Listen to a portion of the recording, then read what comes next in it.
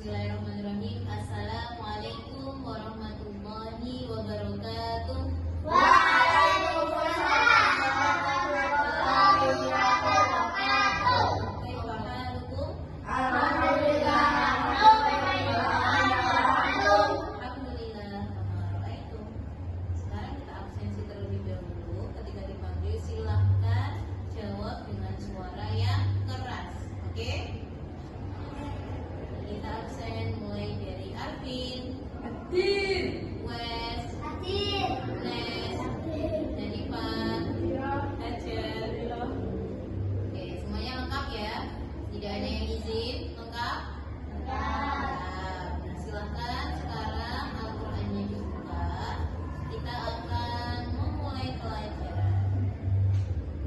Jadi sebelum kita memulai pelajaran, kita akan mengulangi materi sebelumnya. Hukum tajwid yang kita ketahui ada bab nun sukun dan tanwin. Nah, di dalam bab nun sukun dan tanwin ada beberapa hukum nun tajwid. Contohnya yang pertama ada idgham. Kemudian yang kedua ada apa? Idgham bila guna. Yang ketiga ada idgham bi guna. Kemudian ada iqlab. Yang terakhir ada ikhfa. Nah, pada materi sekarang kita akan menelaah, mempelajari lebih dalam tentang hukum idgham halqi. Nah, sebelum kita memasuki materinya, saya akan bertanya tentang bacaan min hadin. Kenapa kira-kira min hadin tidak didengungkan? Ada yang bisa menjawab? Min hadin. Kenapa kira-kira? Ada yang bisa menjawab? Min hadin. Nah, ini yang ditanyakan, kenapa di sini dia tidak didengungkan? Kenapa? Kira-kira. Kenapa min hadin tidak dibaca dengung? Min hadin. Tetapi kenapa kok malah dibaca min hadin? Kenapa? Karena idgham. Betul. Kemudian apa bedanya dengan mirrobbika? Kenapa kok di sini nun sukun ketemu ra tidak dibaca min robbika? Bacaan apa di sini kira-kira min robbika? Ilgo bila guna. Kira-kira sama tidak dengan contoh yang di atas? Berbeda. Yang di atas adalah contoh dari idgham. Sedangkan contoh di bawah adalah ilgo bila guna. Nah, sekarang tujuan kita mempelajari bab idgham halqi supaya kita mengetahui apa itu pengertian dari idgham halqi.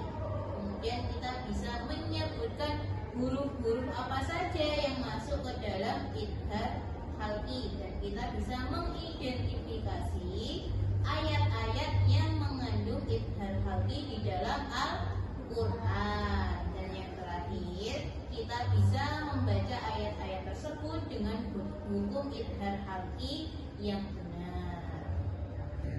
Kita masuk materi. Jadi idgham halqi.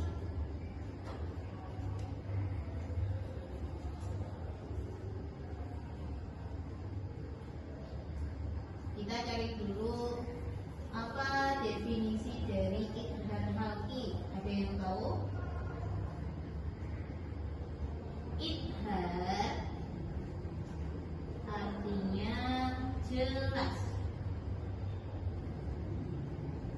Sedangkan halqi adalah kerongkongan. Sampai sini paham? Nah, definisinya dari idgham halqi apa?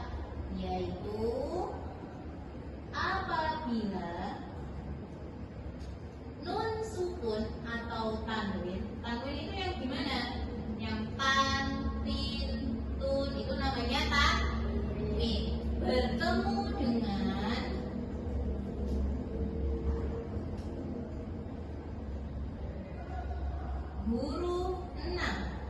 saja huruf 6 itu.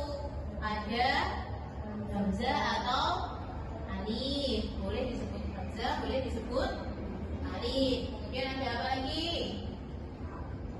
Ada ha, ho, ain, goin. Yang terakhir ada berapa hurufnya? Ada 6. Ada alif, ha, ho, ain, goin, dan ha. Jadi mengapa disebutlah ketika ada nun sukun atau tanwin bertemu salah satu huruf tersebut, huruf 6 ini ya, maka dia wajib dibaca jelas, tidak boleh dengung. Contohnya seperti tadi, min hadin. Nah, di sini kita lihat min hadin. Nun sukun bertemu dengan huruf ha, maka harus dibaca jelasnya. Coba contoh yang lain. Sawaun alaihim.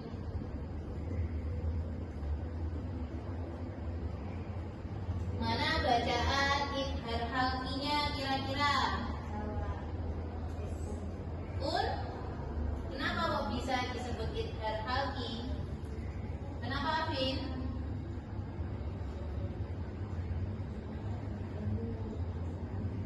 Tanwin bertemu dengan apa?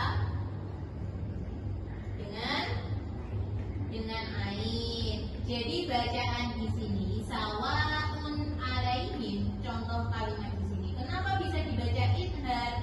Yaitu karena ada tanwin, ada dhammah tain di sini bertemu dengan huruf ain, maka wajib dibaca jelas, tidak boleh dengung. Paham? Selanjutnya, silahkan sekarang dicari contoh satu anak satu mencari di dalam Al-Quran tentang bacaan idhar halqi.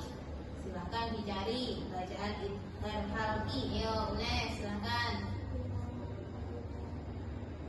Ilaman adina. Mana bacaan idharnya? Mana kira-kira bacaan idharnya dari kalimat yang kamu sebutkan? Ilaman adina. Man adina. Kenapa bisa dibaca man adina?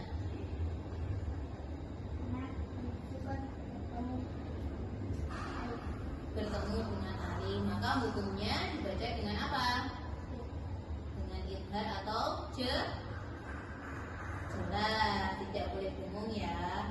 Bagus, berarti UNES sudah bisa memahami konsep dasarnya idhar halqi. Nah, sekarang saya tanya, bagaimana caranya kita bisa membedakan antara idhar dan ikhfa? Apa bedanya idhar dengan ikhfa? Idhar dibaca jelas, kemudian ikhfa dibaca jelas. Itu tentang apa tadi kita belajar? Idhar halqi. Apa yang dimaksud dengan idhar? Idhar adalah